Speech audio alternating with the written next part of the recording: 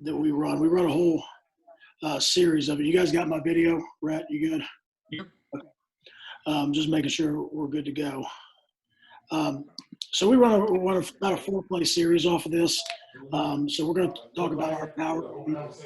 The biggest thing that our power has done for us is it's kind of helped transform our program. Since we put in this single wing style offense, and I say it's a single wing style, it's because we do have a true quarterback, and that's why I think it's adaptable to to a lot of what the spread guys and everybody else does, because we use quarterback, but at the same time we will do some wildcat type sets and things like that you can reach out to me if you got other questions about. But 1978 to 2011, our program was pretty much a doormat, and we were winning about 2 games a year or so.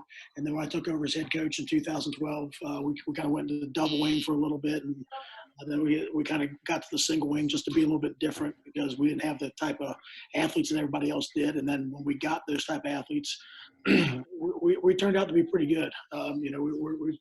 We could been a consistently top 10 team in our area, and top 10 team in the state in our classification. And that's for where we came from, winning up 2 games a year from 1978 to 2011. That's a pretty big accomplishment. And then the reason we've done it, obviously, we're able to score more. You can see there, we've increased our scoring about 17 points a game. So we're up to about 30 now. So in the school history, that's pretty dang good. So talking about our base formation, this is our base formation, which is over. We're in about 50% of the time or so. We got some different formations we'll do, but we're our true single wing package. Excuse me. This is Dan, we can't see your screen right now.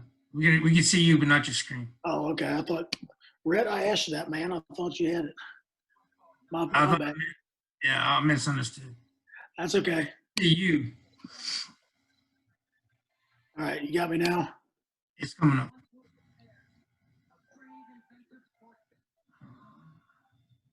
You good?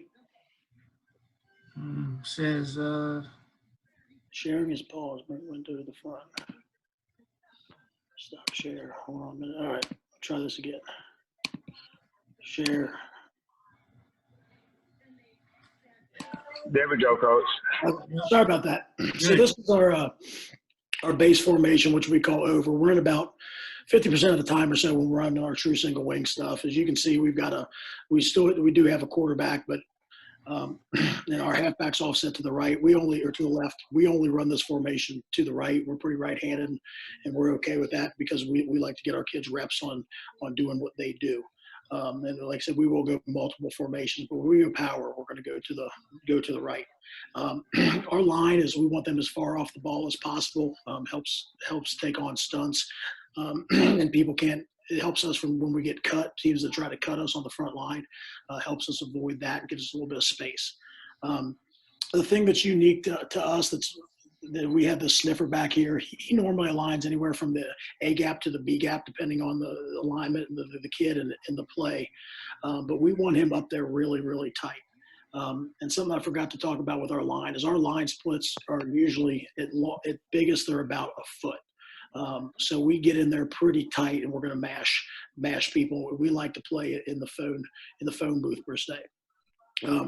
The other thing I like about this formation, and the reason we went to it instead of a true single wing, is because with the 4 solid over balance, is because we have trouble like everybody else finding tight ends.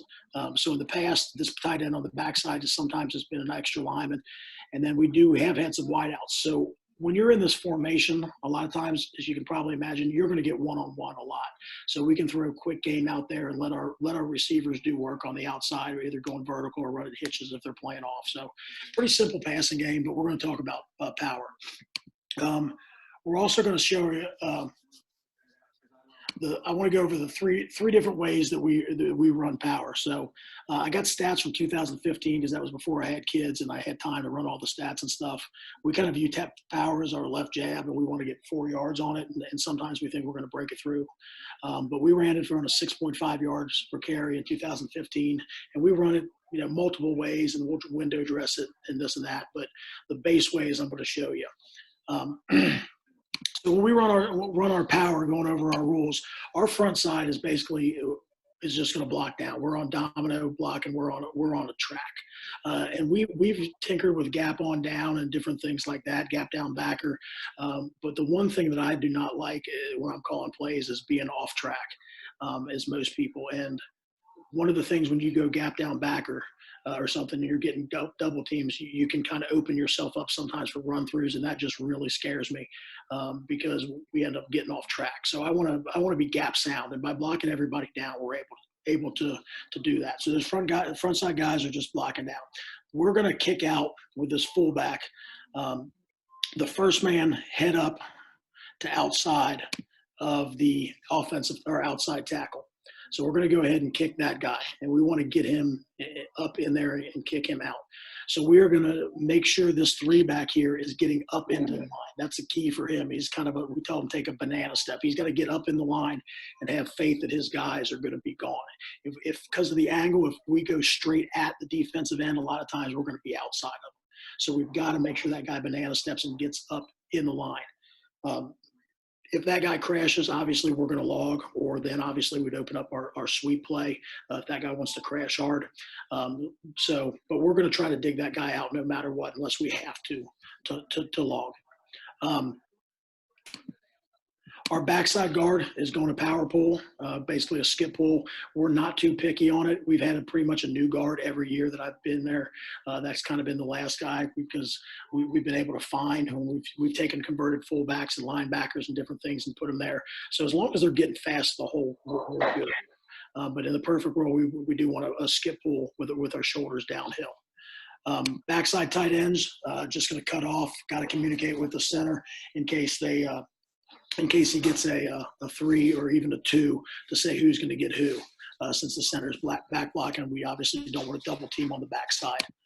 Wide out should be stalk blocking on the perimeter. If not taking the first threat, if not the corner, then going up to the safety if the corner's deep. Our wing back is going to tunnel block the alley, and we changed this a few years ago. And the reason we do this is because we try not to get that guy slicing off the edge. So we want to secure the outside there as much as we can. And then if he can't get anything, if there's nobody in the alley to block, then he's going to work down to the backer. Like I said, our fullback's getting up, and then our running back's just taking the handoff, and he's aiming right up he's a little bit wide here on this drawing, sorry. He's aiming right at the inside hip of that tackle. And he's just trying to work it straight up as vertical as he can. And our best plays always tend to be the ones where we really shoot through there is the tighter as we can be to the center. And then our quarterback's just going to carry out his fake to the backside. So go ahead and show you guys some film here on that. I'm going to show you 3 different ways that we run the power and things that we do a little bit to protect it. So this clip's from this year. As you can see, we got a 53 front here. The safety's moved over to the center of the field, and the corners drop back. So I'm just going to go run it through. If it starts glitching, I need to go slow. Somebody let me know.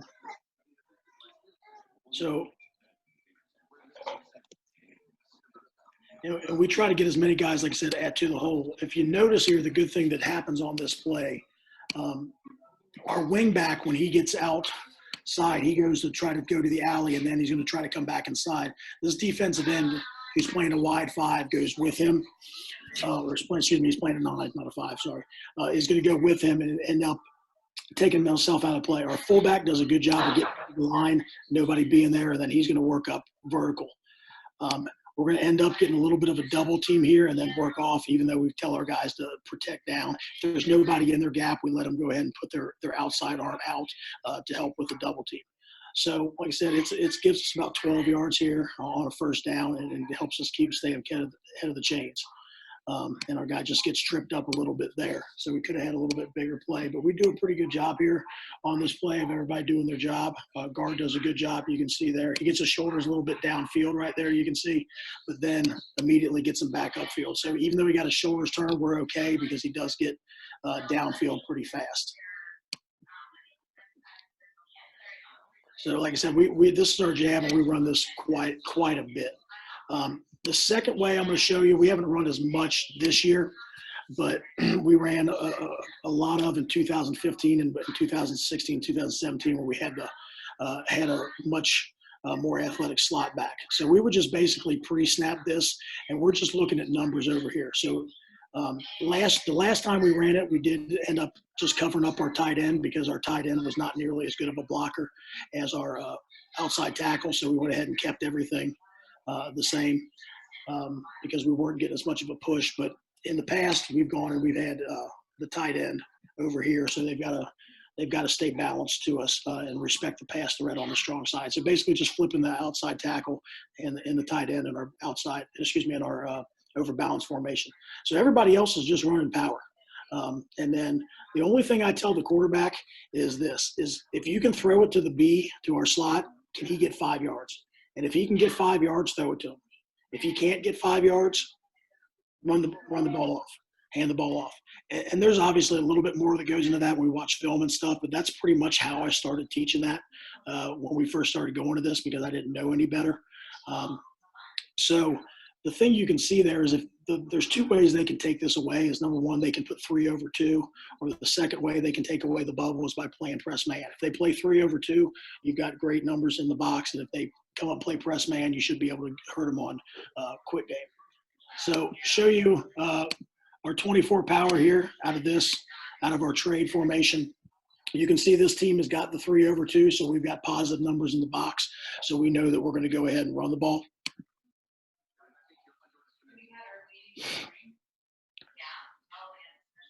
Fullback does a good job, even though fullback is a backup for us at the end of the year. Fullback gets knocked down, but he does get up inside, and that's the most important thing about the fullback is he does step. If you notice his first step is straight up the field. He's stepping with his right foot straight up the field, and that allows him, even though he's going to get knocked off balance, he's in position there where his head is in the hole. This backside guard here is wrapping up for the first thing in his hole, and you can see he's going to go ahead and take that number 11 there to the hole. And then once again, we just block down with everybody else. Go to Costco tomorrow. And our tight end does a good job of getting up on this backer. So, like you can see, this team here has been pretty conscious. It's a very good, well-coached football team. They're very conscious of that bubble out there. So they're screaming this guy in to protect, and they're screaming this guy up. They're playing a little game out there with us. But because they had 3 over 2, once again, we felt like we were having positive box. So we were content to run power versus this look. Next alignment you're going to see here, obviously they're playing this guy way off 2 over 2. Our quarterback should be able to look out there and see that he can throw the bubble. He's got 12 yards. And we throw the bubble, we just kind of turn our shoulders and back up. We don't really run that big looping bubble because the arc of the arc, and it just, we found that we're not as accurate on it. So we're just going to catch the ball and nobody else. He may have told the running back he wasn't getting the ball here. For you can see the running back is kind of just flash faking. But really the only guy that knows who's getting the ball is the quarterback. So he's just going to go ahead and throw it out there to that guy. And then once again, we got an athlete in space and able to pick up 12 yards. And then also, most importantly, we're protecting our best play, which is, like I said, for power for us. So we're protecting our best play. You can see here, if you do watch the power, our fullback does get up in the line here, but their defensive end crashes pretty hard. So we go ahead and log. And if we would have run this, the guard does a good job of looking at the fullback's numbers and seeing them disappear inside. So you can see our guard is going to go ahead and wrap outside. That's the coaching point that we tell them on that. The third way that we're going to protect our power is we're going to line up in our twirl formation, and we're going to do the traditional single wing spinning fullback. It looks like a lot of stuff going on, but honestly, when we've run this in the past, we've run power out of this formation more than anything. So the mesh is really not that important. And honestly, I put this mesh in with these guys, with a group of freshmen, the first time we did it in about 15 minutes, and it looked pretty good. And for as much moving parts as going on, we have not turned the ball over much on this. I think we fumbled it twice since we put this in 2014, and it was the same game. We just one of those games where we had a bad game. So our A-back's going to take a right step, right foot, and he's going to go ahead, cross over, catch the ball, and then he's just going to be an athlete. We really don't overcoach him. Just be an athlete, and he's going to spin, put in his back of the defense, and then hit the power.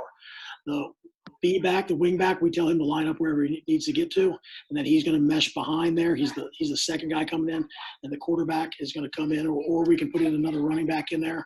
The quarterback is going to come in and mesh right behind him. So it looks like a lot of moving parts, but the great thing it does is it gets defenses confused. And in most of the games we play, even if we're playing a good team, if we get those guys spinning in the backfield, those eyes are going to go directly to them and off their keys. So even good for good linebackers, this helps us. And we've found for us that doing the spin series, which we call Twirl, is basically like a changeup for us. For a like a pitcher throwing the changeup, our powers, our regular powers, our fastball, and this is changeup because it messes with the timing and messes with their reads. So I'm gonna go ahead and show you a clip of this here. If you can see, this is our running back here who's going to take the snap, okay? And he's going to come and he's going to spin and then go up in there, and then everybody else is going to mesh through. So we're going to go ahead and score on this play, and a lot of the reasons we're doing this on this game is because this team read really fast and was more athletic than us. So if you watch this safety here, and I think this backer right here, they're going to take themselves out of the play because of the mesh that goes on in the backfield. So you can see right there that this guy's come up and this guy's flat-footed. And I'm going to put it in slow motion here. And those two are going to go ahead and run to the left with our wing back. And then we run the power right in there. And once again, this looks like a lot of moving parts, but honestly, if you tinker with it a few minutes here and there, it's not that big of a change. And the other thing, like I said, is we run it. Most of the time we're running power on this. We do have a lot of other plays, but as we said, we use this series for our changeup. So we tend to run power a lot out of this, especially down on the goal line. We found it's a good way to get teams to stop attacking straight ahead. So that's all I got, Coach Banks. I appreciate you letting me talk, and be happy to answer any questions anybody's got any. All right, guys, if you got any questions, you can either put it in the chat or you can click off mute next, Coach, before we go to the next presenter.